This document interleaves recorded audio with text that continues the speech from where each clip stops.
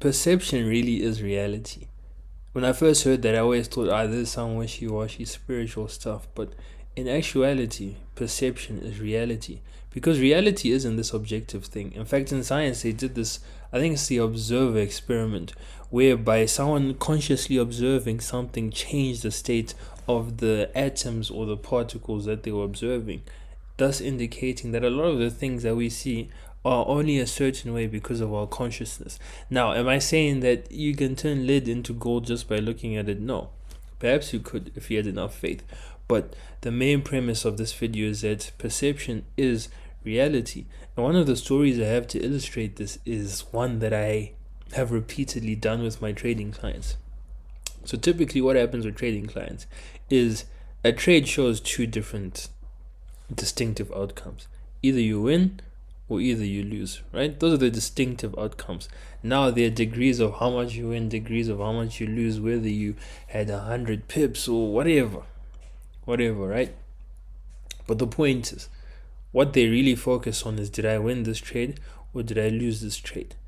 So for two different clients, they viewed the wins and losses as separate. So whenever they lost, they'll be like, wow.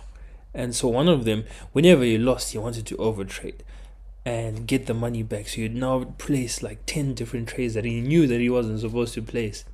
However, the other one, he was indecisive. When a good setup came, an opportunity for him to make money, a good setup for his trade came, he wouldn't take it because he was scared of losing.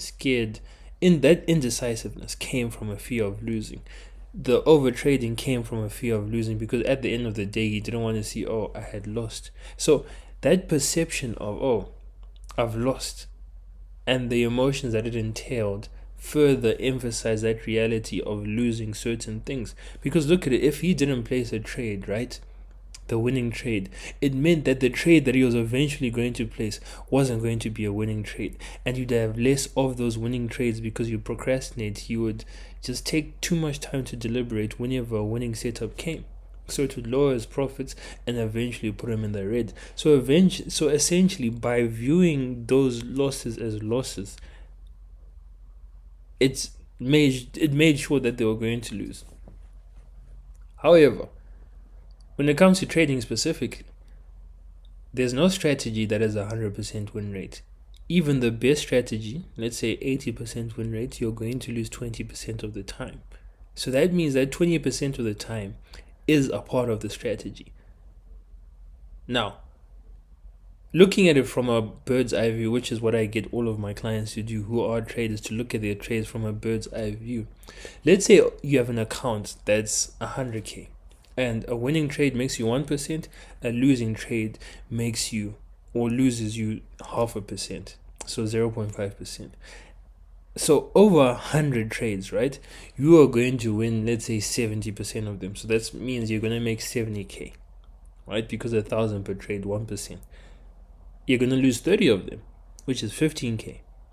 So that means over 100 trades, you've actually made 55,000. Now, the interesting thing about this is now a trade that has followed your strategy has a value of $550. Don't you find that crazy? Instead of a trade being a win and a lose, a trade where you have followed your strategy is worth $550. Now, I told my clients this so that they could see wins and losses as the same thing. The only win that you can have is by following your strategy. On the other hand, the only loss you can truly have is by not following a strategy. So I got them to change their perception of what was going on whenever they were trading. That any time that they followed their strategy was a win, right? And the funniest thing happened. It's not funny because I knew it was going to happen. They started to win externally, because now when they were trading, they were winning internally. Now, as within, as without, that internal reflected to the external. And for both of them, they got their first payouts, 4 figures plus. And I say this to show you that perception truly is reality. The way in which you view a situation is the way a situation is going to view you. In the Bible, I think it's Numbers 13 verse 33 or Numbers 33 verse 13. There was this army and they were fighting against giants, and they said that in our eyes they were They said, in our eyes, they were giants, and in our eyes, we were grasshoppers to them. Therefore, we became grasshoppers to them. And they didn't literally become grasshoppers, but then they were viewed as if they were grasshoppers, implying that the perception that they had of themselves and of the enemy also played into the perception that the enemy had of them, thus creating this perception projection loop. You need to understand that the way you view life is the way that life is going to view you. Another interesting thing, I've been reading the biography of Elon Musk. Well, yeah, there's many of them, but it's called The Book of Elon. And something interesting strike me about that book is that Elon Musk said that the economy is a positive something. He genuinely loves the economy. He views it with so much positivity. And one would assume that, of course, he's the richest man in the world, so why wouldn't he view it with positivity? But he just sees this as a good place. And funnily enough, he's the world's richest person. Right? Now, again, he's only viewing it as a positive thing because he's benefited from the economy. If he hadn't benefited from the economy, then he wouldn't view it as a positive thing. But if he didn't view it as a positive thing, then how would he be able to benefit from it? A lot of the times, you will not benefit from something that you don't view as a positive. Think about your life. What have you benefited most? It's most likely that you see it as a positive. And now one may argue that, he only views it as a positive now that he's made the money. But you could also argue that he viewed it as a positive. That is why he's sought out to do the things that he has done. Because it's not like he just randomly spawned in SpaceX, Tesla, Neuralink, and was like, yeah, the economy is amazing. He put his faith in the economy by going forward with these enterprises, by putting all his money into these enterprises. Because if you didn't truly believe that the economy was a good place, would you put your all your resources into developing a thing that's foundation is the strength of the economy? No, you wouldn't. And it's a funny thing, when you look at most of the businessmen, they had a positive view of business, a positive view of the economy. From John D. Rockefeller, from Henry Ford, from Elon Musk, all these guys had a positive view on economy as a whole. The function and the structure of the economies at a certain time, a lot of them had certain pitfalls with it. But the truth remains that your perception governs your reality. A lot of the times, the people that get the best out of any realm of life have the best perception towards it, right? The people who view relationships in a lovely way, like, relationships are amazing, you can find someone, you grow together, it's the biggest spiritual practice that you could ever embark on, which is what I personally believe. Those people tend to have lovely relationships. The people who say that the dating market is terrible, they tend to have terrible experiences. Now, we all live in the same world, so we all have the same opportunity to encounter good people. But why is it that some people always encounter bad people? And why is it that some people can only talk about the good people that they've encountered? But the truth is, you're going to encounter every type of person, but your perception determines what you're going to focus on, where your attention goes. Now, where your attention goes, that thing grows in your life. Have you ever had a problem in your life and you paid so much attention to it that it felt like your world was falling apart? Until one day you realized, there's more to life. And you saw that problem that made it seem like your world was falling apart didn't mean anything to you. Like, it literally just dissipated in front of your eyes. Alright. I'm not gonna lie, I've written notes on this video, so I have no idea what's supposed to come next. I actually think I've finished this video. Actually, now to finish off this video, which is going to be one of my shorter videos, I have a question to you to prove that perception is reality. What is abundance to you? Like, what amount of money, if you had it, would you say, yeah, I've arrived? I can likely guarantee that there's a different answer for all of you watching. That shows that abundance is a function of perception. Right? 10K could not be a lot to me, but 10K to someone who's grown up in the rural areas, that's life-changing money. And the truth is, it's going to change their life. But for me, 10K isn't going to change my life. It could change my life if I viewed it as life-changing money, but it's not going to change my life. See, the perception that you have is a projection that you're going to get from life.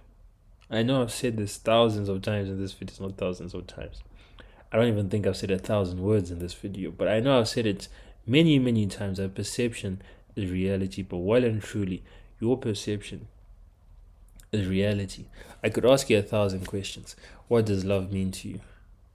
Right? What is a good boyfriend? What is a good girlfriend? What is a good business? What is your dream life? What is a good man? You're going to come up with different answers. And one can say that, oh, these are preferences, but no, it's perception. Because what you perceive to be a good thing is what you're going to see as a good thing. And something that doesn't really align with that thing that you perceive to be a good thing isn't going to be viewed as a good thing. So in your reality, it's not going to be a good thing. But in someone else's reality, it may be a good thing. Now, I tell you all of this to say, how can you shift your perception to improve your life? How can you shift your perception to get the most out of every situation? I'll tell you this for free. If you believe that all roads are leading to your desired reality, to your dream unfolding, to you achieving your goal, then all roads are going to lead to you achieving your goal. There's no other way. And I know this personally because beginning of the year, I lost a client, my only client at the time. And I was just thinking, wow, what am I going to do? Valentine's was coming up. I had no cash, no source of cash. But I told myself in that situation that, oh, this situation is paving the way for a client that pays me more, a client that is more aligned to the type of work that I want to help them with. And I found, I think it was 3-4 weeks later, signed a client triple the price that I was charging the first one. My perception of the situation literally became my reality after a few weeks. Now, don't listen to me saying after a few weeks and think that, oh, after a few weeks, what I see or what I perceive is going to become my reality. It may happen for you in 30 minutes. It may happen in 30 days. It may happen in 30 years. Who knows? The world doesn't function on the time that human beings function on. You need to... I think more than anything, actually, our perception is what turns the lead in our life into gold. Someone can look at an absolute dog fest of an apartment and see their dream apartment, and eventually it will become their dream apartment. You need to ask yourself, what are you viewing the things in your life as? Are you viewing them as great, or are you viewing them as terrible? Sorry, Mom! Hold on, I'm coming. 30 seconds. I'm saying I'm coming. What? Are you leaving now? Yeah. Okay, hold on. I'll be there in like a minute. Okay. Yeah, I'm coming. I have to dash, but I hope you got a lot from that video because perception truly is reality. Change your perception, you're going to change your reality. Just practice it. Practice it. But anyways, I have to dash.